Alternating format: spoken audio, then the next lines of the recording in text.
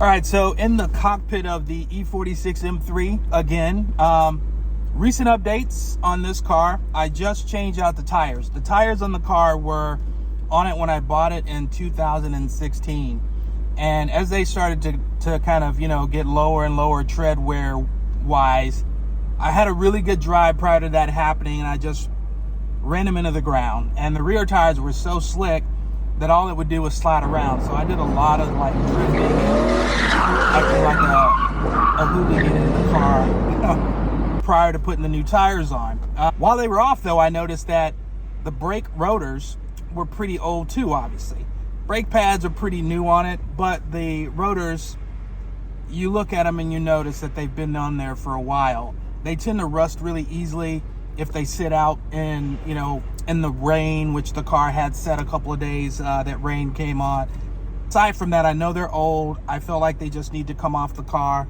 So I've ordered some new ones. What I want on there anyway are slotted and cross-drilled. A car like this should have that from the factory. The 911 had that when Porsche put it out in the showroom. So why the M3 didn't have it, I don't know. I mean, I guess they got to cut costs somewhere.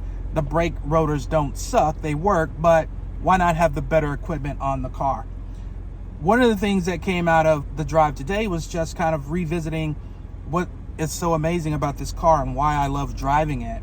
And it's very comfortable. It's fairly modern. It's an 06. It has traction control, stability control, that sort of stuff. Rear sensors for, when you're reversing.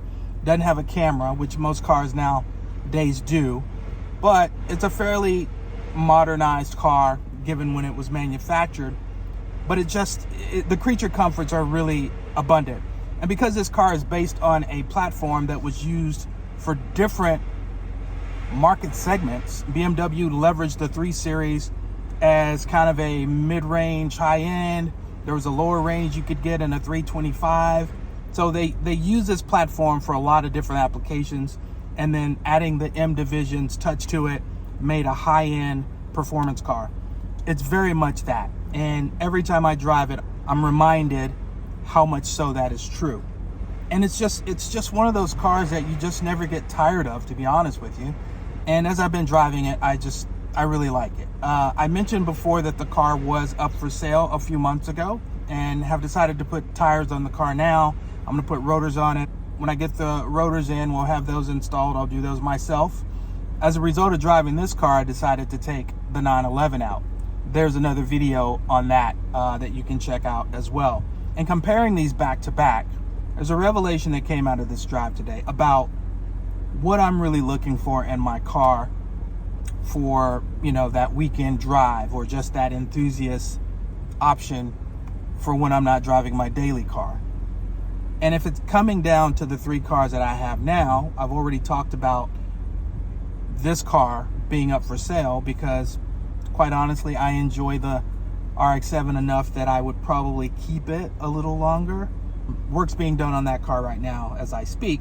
It just made me think about it a little bit more. Is this a car that I would have to have if I was narrowing it down? And yeah, just watch the other video. But in a nutshell, this car is still great. If you haven't had one of these, if you're interested in one of these, I'd say get one. Get one that's as sorted out as you can possibly get that's had any of those known issues that arise on certain models. Prior to the 2004 models, there are a lot of issues that you have to think about. And then there are some that exist from 04 to 06. Not a lot, but just be aware of the things that you need to look out for, things that may cause you expense or you may incur cost after the fact that you need to think about before you put down your money. All in all, a fantastic car. You really cannot go wrong with the E46 M3. In my humble opinion, this is the best M3 ever. And that's the end of my rant.